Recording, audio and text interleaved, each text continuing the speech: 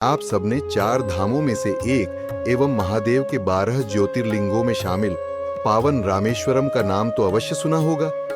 पर क्या आप जानते हैं कि इस परम तीर्थ का नाम रामेश्वरम क्यों पड़ा? मुख्य ग्रंथों से परे लोक संस्कृति की एक ऐसी ही जनश्रुति रामायण के नायक एवं प्रतिनायक के बीच एक अप्रत्याशित एवं विस्मयकारी संबंध को उजागर करती है, जो इस दिव्य स्थल को और भी रहस्यमयी बना देती है। तो चलिए आज हम इसी अलौकिक लोक कथा का एक जीवंत रूपांतरण देखते हैं। सेतु मार्ग तो बन गया है, किंतु लंका की ओर प्रस्थान करने से पूर्व हमें भगवान शिव की आराधना करनी चाहिए। जामवंत, सेतु का निर्माण तो पूर्ण हो चुका है, किंतु इस महायुद्ध के आरंभ से पूर्व यह अत्यंत आवश्यक है कि हम देवाधिदेव महादेव की आराधना कर उनका आशीष प्राप्त करें। आप अत्यंत अनुभवी हैं, कृपया मुझे ऐसे किसी महापंडित का सुझाव दें जो इस अनुष्ठान को पूर्ण कराने में समर्थ हो। प्रभु, आपका यह संकल्प अत्यंत सराहनीय है, किंतु ऐसा विद्वान पुरोहित ढूंढना जो शिव का अनन्य भक्त हो और वैष्णव भी, एक कठिन कार्य है। सत्य कहा जामवंत जी, किंतु आपके रहते कोई दुविधा असंभव नहीं। अपनी ज्ञान दृष्टि से देखिए, क्या इस रणक्षेत्र के समीप कोई ऐसा महापंडित है? प्रभु, मेरी दृष्टि में केवल रावण ही एकमात्र ऐसा महापंडित है जो शिव का परम भक्त है और वेदों का ज्ञाता है। यदि वह महापंडित है तो अवश्य ही उसे बुलाने का यत्न कीजिए। आप जाकर उनसे विनम्रता पूर्वक पूछें कि क्या वह मेरे इस यज्ञ का पुरोहित बनना स्वीकार करेंगे। जामवंत एक ऐसे चिरंजीवी थे जिन्होंने त्रेता युग में भगवान राम के मार्गदर्शक और रणनीतिकार की भूमिका निभाई तथा द्वापर युग में भी जीवित रहे, जहां उन्होंने भगवान कृष्ण को न पहचान पाने के कारण स्यमंतक मणि की रक्षा हेतु उनसे युद्ध किया। वे रावण के पूर्वज तुल्य होने के कारण रावण के अत्यंत सम्मान के पात्र थे। पितामह के भ्रातावर, आपके पधारने से लंका आज गौरवपूर्ण हो गई है। आपके इस आगमन का मैं हृदय से स्वागत करता हूँ। कल्याणमस्तु। सत्कार के लिए धन्यवाद लंकाधिपति, परंतु मेरा आना किसी निजी भेंट हेतु नहीं, बल्कि दूत के रूप में हुआ है। लंका नरेश, मैं आज प्रभु श्री राम का पावन निमंत्रण लेकर आया हूं। आमंत्रण? मेरे शत्रु का आमंत्रण? लंकाधिपति, सागर पर सेतु का निर्माण पूर्ण हो चुका है। युद्ध के आरंभ होने से पूर्व प्रभु श्री राम वहां भगवान शिव के ज्योतिर्लिंग की प्राण प्रतिष्ठा करना चाहते हैं। हे लंकेश, आप शिव के अनन्य भक्त, परम विद्वान और महापंडित हैं। आपके समान दूसरा कोई ज्ञानी नहीं है। स्वयं श्री राम का आग्रह है कि आप पुरोहित बने और यज्ञ संपन्न कराएं। सागर तट पर शिवलिंग की स्थापना, अपने पैरों पर स्वयं विनाश। भला मैं इस पूजा का पुरोहित क्यों बनूं? हे शिव भक्त, क्या तुम महादेव की आराधना का मार्ग अवरुद्ध करोगे? त्रिलोक विजेता होकर क्या स्वयं अपनी कीर्ति पर कलंक लगाओगे? आचार्य हेतु अनुरोध किया, आपको सम्मान दे रहे हैं। शत्रु होते हुए भी हम आपके पांडित्य का आदर करते हैं।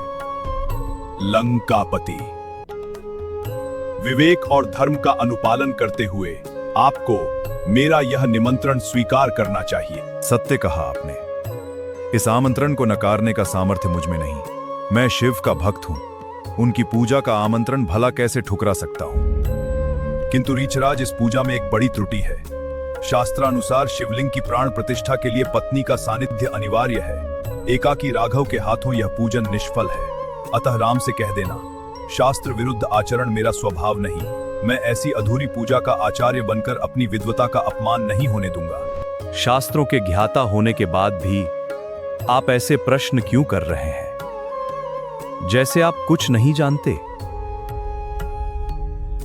एक पंडित जब पूजा का दायित्व स्वीकार करता है तो पूजन में जो भी कमियां हों उन्हें वह अपनी विद्वता से स्वयं पूरा कर देता है।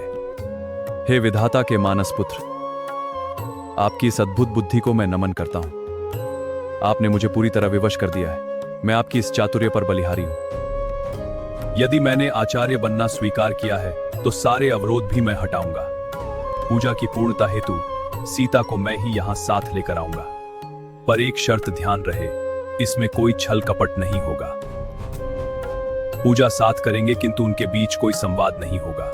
कल सूर्योदय होते ही मैं सीता सहित वहां पहुंचूंगा। राम ही शिव पूजन करेंगे।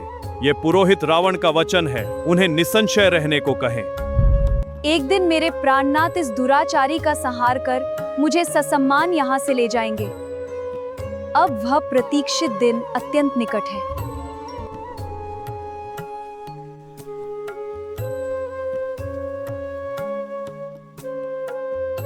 राम ने युद्ध पूर्व शिव पूजा हेतु मुझे पुरोहित चुना है। शास्त्र मर्यादा के निर्वाह हेतु मुझे यह दायित्व स्वीकार करना पड़ा है। कल प्रातः काल पूजा हेतु तुम मेरे साथ चलोगी। इस अनुष्ठान में तुम्हारा साथ होना अनिवार्य है। रावण, तुम जैसे छली और ढोंगी पर कौन विश्वास करेगा? तुमने भिक्षुक बनकर छल से मेरा अपहरण किया था।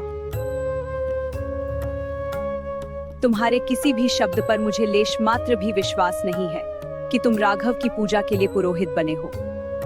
यह तुम्हारा कोई नया प्रपंच होगा।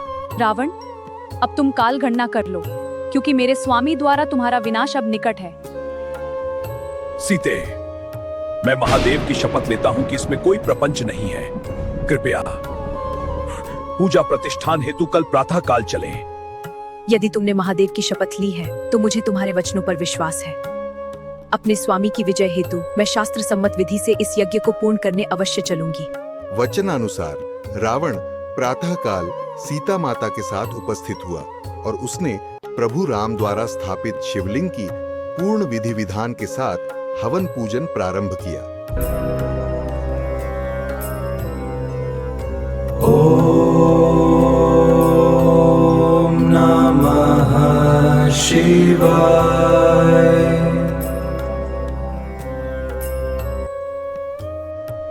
महादेव की आराधना में आपके द्वारा किया गया यह पूजन और हवन पूर्णतः शास्त्र सम्मत विधि से संपन्न हो चुका है।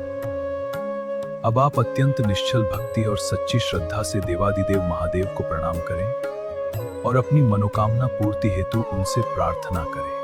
पूजा को विधिवत संपन्न कराने हेतु आपका बहुत बहुत धन्यवाद। कृपया अपना आशीष प्रदान कर इस अनुष्ठान को सफल बनाएं।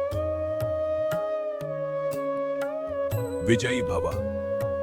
हे आचार्य, अब आप अपनी पूजा दक्षिणा मांगकर मुझे कृतार्थ करें।